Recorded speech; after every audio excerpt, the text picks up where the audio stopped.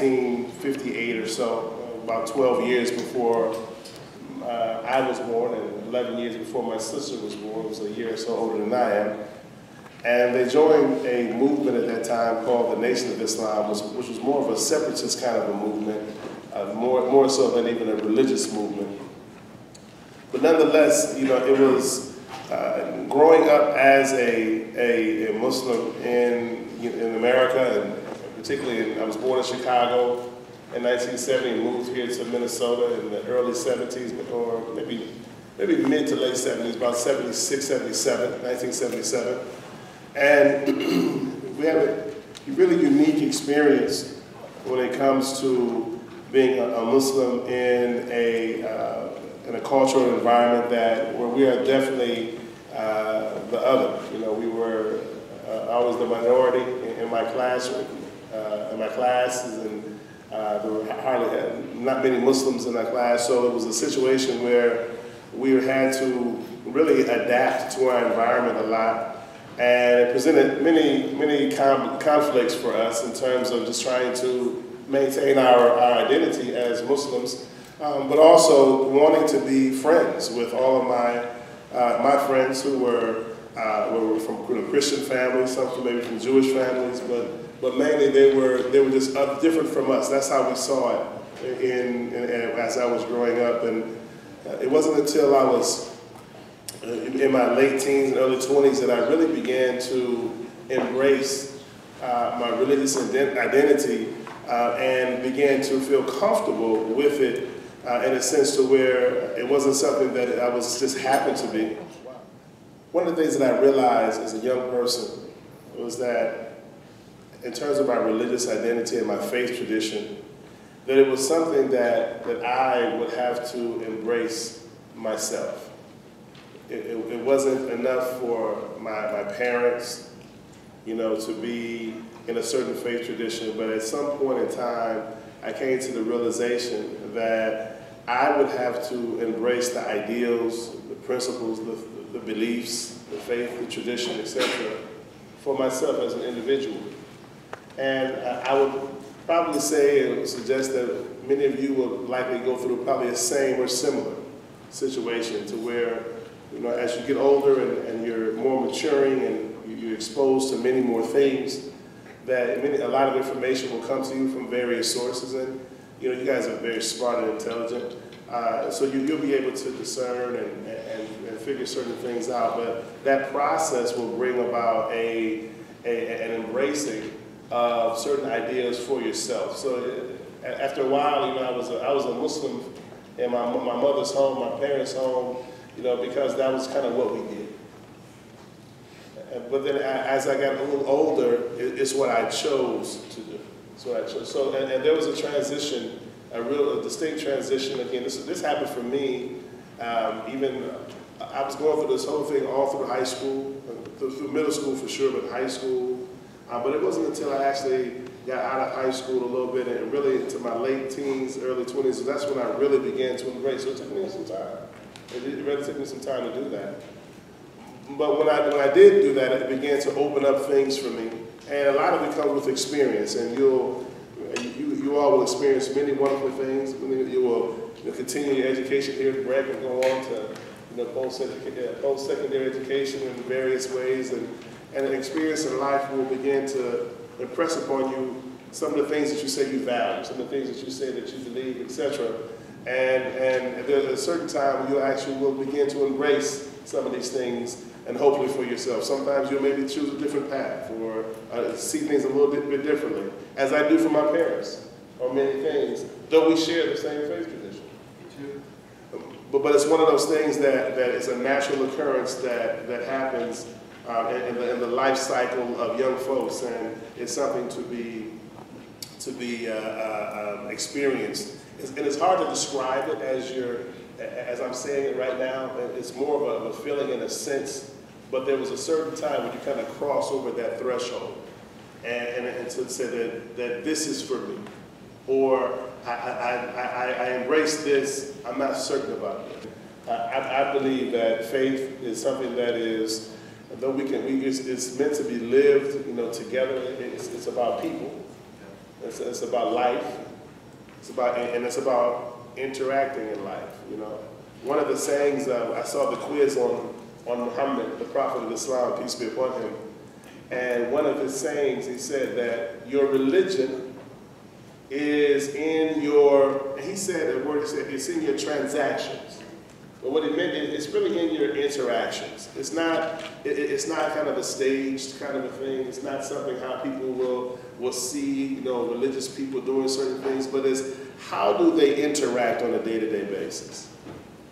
How are they with their friends? How are they with their neighbors? How are they with their family members? How are they, you know, with those who maybe have a lesser status than them, or those who should be garnering respect from them, etc. But that's really when you see a person's faith, really when you see a person's religion, in your interaction. It's not what we would claim or wear on our sleeve, or, you know, the nice little button we wear around that I am this or I am that. But it's really on how we interact, and that will really demonstrate the content of your faith. You know, one of the things that was very interesting, and maybe my last comment, we'll go into some questions. Much of the questions on your quiz today focused on who Muhammad was or is. And we've had these same or similar questions posed to Muslims at the mosque and so on, in some form or another. But one of the more challenging and I think more dynamic questions would be, what is Muhammad? What is Muhammad? Much to be said about this, but just one idea. And when I say what, I mean, what does he mean? What does he represent? What does he mean, and what is he in the life of Muslims? And what is his significance in terms of his life, his traditions, his sayings, and his actions collectively together? What do they mean for 1.7 billion Muslims around the globe? What do they mean?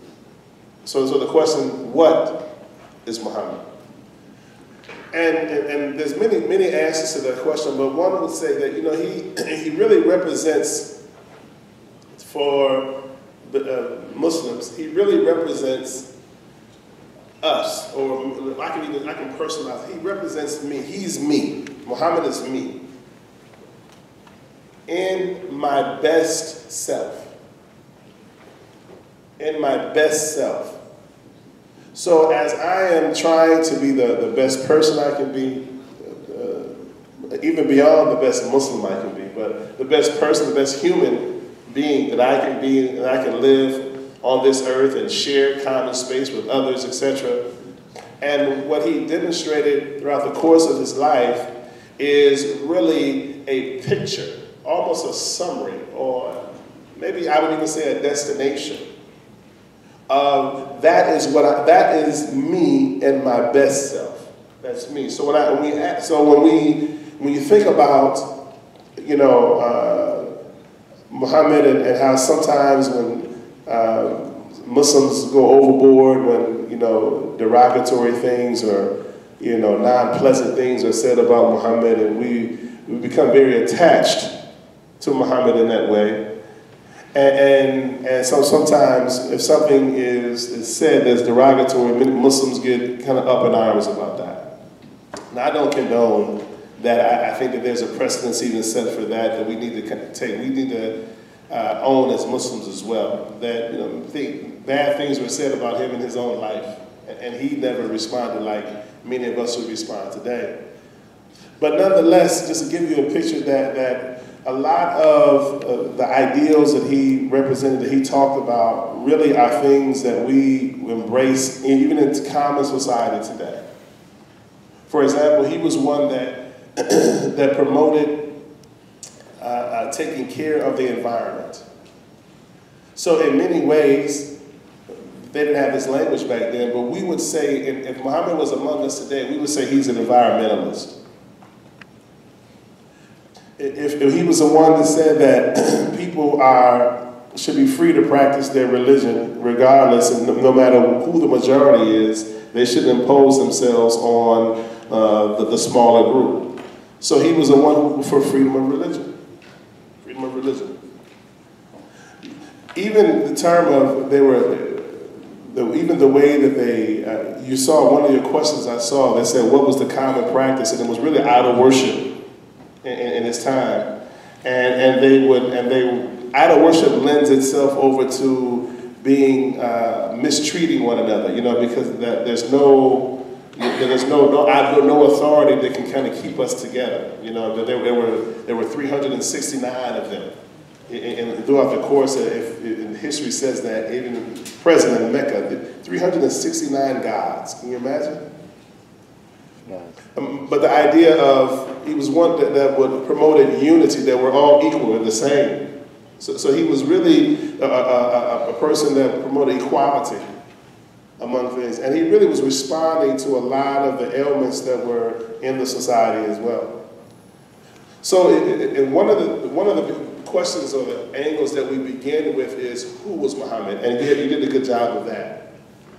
But one of the other next progressions would be what Muhammad is. And there's a whole level of conversation among Muslims right now to a dialogue about what and how we should view him and see him, not only as an individual person, but what he meant to not only the Muslim world, but to the humanity as a whole. So, you know, I think that as I just look at this from a very observant standpoint, just really to separate myself, not because I'm a Muslim, but just as a conscious person who's observing behavior of human beings.